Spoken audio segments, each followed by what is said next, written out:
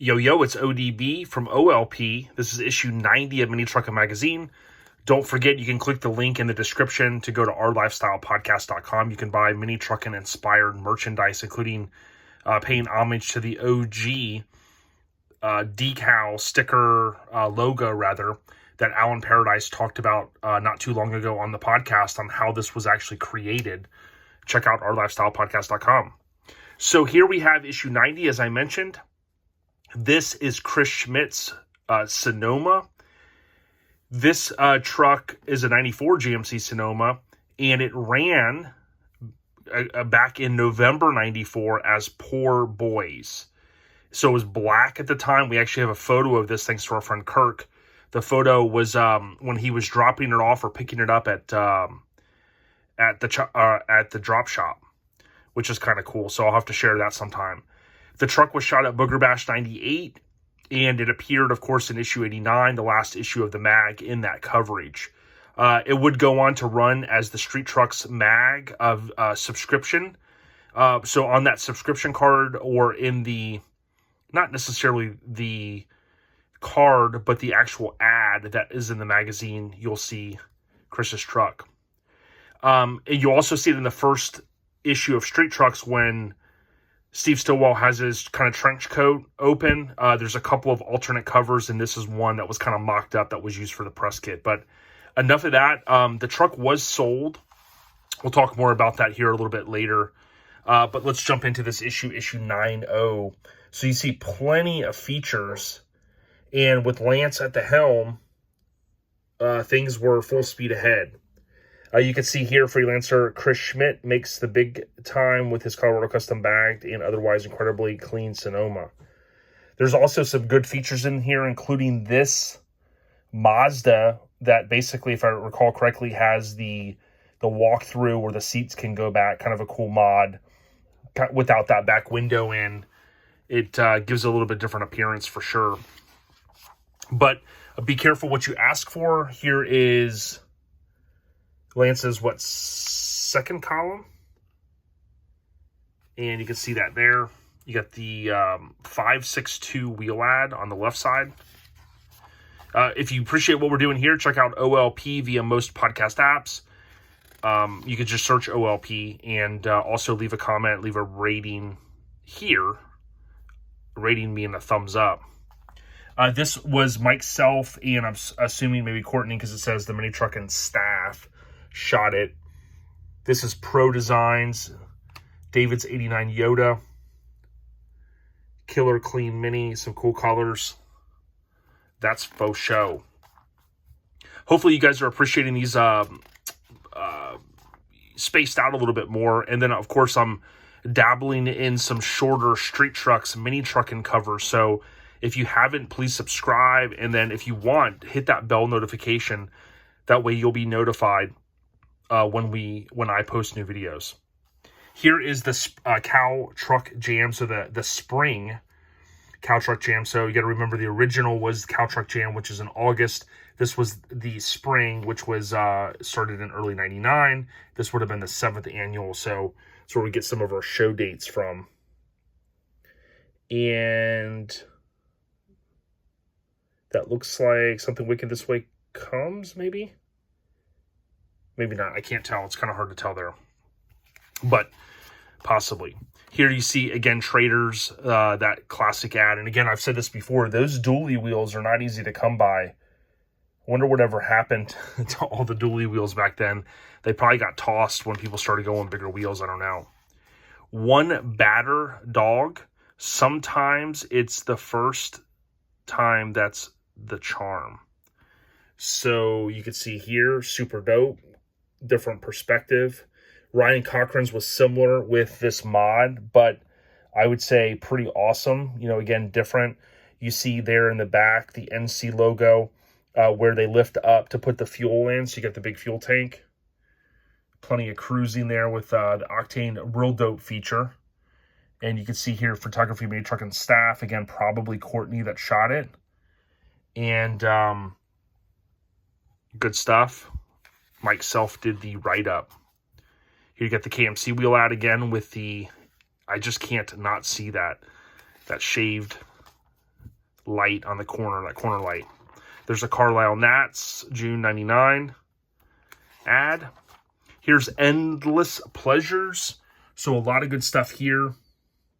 This might have been the truck that Steve Nielsen bagged on the VHS that I have. I'm not 100% sure. Those remind me of the, I think the Alien wheels maybe, or Odyssey. I think there was a couple different, the Odysseys are the ones I always think of.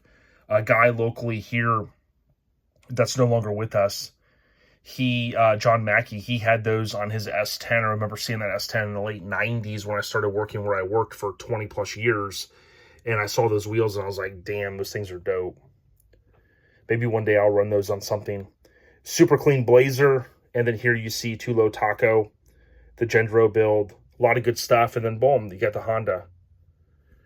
And let's not forget the S10 over here. Super clean Toyota. And then another dime. So again, we're looking at, what did I say, June 99? Issue 90, 90. Here you have the MIC Blazer that we just saw recently. This Phantom Grille was super popular on the S10s. This one was always a clean truck, I thought, with the graphics and that Phantom. And you see a clean Yoda here. You can see the Phantom. I didn't mind this when it had the corner lens like that, where it was kind of like shaved as part of the grille. That didn't look too bad to me. Some good stuff. And then here you have the famous Tuck lugs. A full throttle, so I don't spend a lot on these tech articles, but, you know, again, you can pause and screenshot, and, you know, this is all in 4K if you need to bump up your setting. Oftentimes, most of us just have our setting set to best bandwidth or whatever the setting is. This is David Jackman's 89 Nissan Standard Cab, super clean truck. You can see here a little bit of chrome, real clean engine bay, definitely deserving of a feature. That tweed, and just a good layout there. Good background for this one. Lance shot that. And you can see here, it was more than a 2-page feature. Some good photos. You got the EQ, that real solid dual needle gauge with the panels. Again, that's what I started out with in my S10, driving that thing, and it's probably one of the most reliable systems. I know Boris at Street Machinery, he really pushes those kits. You know, and whether you're an old school hot rod guy or wanting to do an old school mini build, it's definitely good stuff. Here's Cruise Fest Nats 98. I also want to mention, if you watched the last flip through, I was talking about, rest in peace, Rob Scepter. I don't know if I really reinforced, because I kind of mentioned Lance, and I know Lance and him had forged a relationship, you know, and Lance helped them get it reshot, which we'll get to that issue. But I did want to be clear that Courtney did shoot that truck. So when Courtney was in Tampa that year, he did shoot it. So I wanted to call that out. I don't know if I did last time. Super clean. Love this thing. You know, little Geo tracker, and we'll get the wires. Got it totally topless. So pretty rad. I'm sure that thing was fun to cruise. And then this thing was always clean to me. I don't know if it's the same truck we just saw a minute ago. I don't think so, but there was just so many with toppers, and that topper's real clean.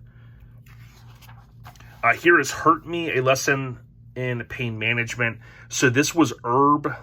I guess his nickname was Big Hurt Allen. He was homies, my understanding, based upon where they parked a lot at shows, with Caldwell. This thing was always super clean. You can see the hydraulics there with the cylinders. Real clean truck. And one of the things that stood out on this is, you know, you don't see as many extended cab S10s of, I mean, sure, they are out there, don't get me wrong, but there's not a ton of them that were super nice like this one. To me, kind of that maroonish, darker paint with those billets, you know, nothing crazy on the billet size wheels, 17-inch weld racing. But this is what got a lot of us. You know, there weren't a lot of trucks. We saw the Ranger, of course, on the cover that had the Mustang dash. But, you know, to have a full Camaro dash, there weren't many. I know one guy in Texas I still slap hands with at Lone Star each year. He had, I think he did a Camaro dash in his dime. But, you know, this thing was possibly the first S10 I can think of that did a dash swap, you know, to something like this for a late model, you know, Camaro. And the Camaro dashes may not have been my favorite dash in a Camaro, but seeing it in the S10 was like, damn, dude. Like, it gave it that little sporty look. And I really think, pretty badass automatic. Last I had heard, someone had hit me up a year or two ago. They said, man, do you know where that truck's at? And I think Herb was looking for it. And, we've said this before. A lot of guys are kind of getting to the age where they kind of go, man, dude, I miss my truck. And speaking of that, Chris Schmidt has confirmed to me that this truck was sold, and the same guy that owns it after it was featured still has it in a warehouse. He's a, collector, if you will. And hopefully Chris will one day be able to buy it back. You can see here, I always loved how the roll pan was, and then how they did the tag kind of inset there. Just a nice touch. Got the leather, I'm guessing factory leather seats. I don't recall from his other feature. And real clean stereo. We'll see here the box, and then you got the rendering by Christina. I was able to sit down with her and do an interview for All Time Low magazine one time and highlight her work, including this rendering. She's real good people. But here you can see just a box I always kind of like, although I mentioned in the past, I did like some boxes that kind of went up a little bit higher. This one, to me, that low profile back there, taking advantage of the extra cab, was dope. Got the Hancock wheels, including the steering wheel, and you see all the billet kind of overlay deal there. He's got the tack, a little bit higher end model S10 than I had, of course, with feature-wise. Super clean, but again, it was shot at Booger Bash. We have behind-the-scene photos of this, thanks to either Phil Fowler or Chris Schmidt. And this one was dubbed NC for Life. And you got to remember when we had Chris on and he talked about, Courtney, saying, hey, we'll help you get this thing shot again and whatnot. Courtney had just left the publication, but you could imagine, if this was already set to run, 2 months ago, 3 months prior, they're going to let it roll. But again, Courtney did show him love with street trucks, because again, you look in those first few, maybe 10 street trucks, you'll see this truck in those subscription kind of ad areas in the back and throughout the magazine. Again, this one's a little bit higher end model. This, he's got the vent here. Again, looks like he's got the tack and some of the billet in there, just super clean. Got the kick panels. I don't know if there's like a Q Logic, but they look great. And then a little bit more rare, that center console. And then this was a stick. So, again, he kind of pieced together or had a little bit higher end of a model. Real clean interior. And me being an S10 guy, I always dug it. They talk about the Empire Motorsports knob, and then again, you can kind of see right there the CD changer. I mean, that's what it was back in the day. Like, if you were balling out, you'd have the CD changer, but then you'd have the little extra controller deal. So you could be like, yo, let's put some POC on, you know what I mean? Clear taillights were super, you saw them on a lot of trucks, super popular. That's what I was looking for. And then again, Empire. I wish Empire would come back. I know there's some other companies making some stuff, but I look at those old ads and just go, man, those guys were doing it up. Here is the Dodge Dakota, and this almost makes me think back to the Wes Allison highlight where he showed a rendering in there, but this one looks like an extra or cab plus deal. But not sure if that was a tie-in to that truck. Here's jet fuel. So I think this was the feature I talked about recently, where it was kind of a black and white and color feature. Real clean, hard body. Here is clean and simple. Check this. So speaking about clean, they couldn't feature enough of these Blazers and S10s because they were just so popular, and rightfully so. And again, you see this one, kind of a rare, maybe not in the Blazers, but those center consoles were a little rare. It seemed like a little bit different engine setup there than the typical 4.3. There's a couple different options, my understanding.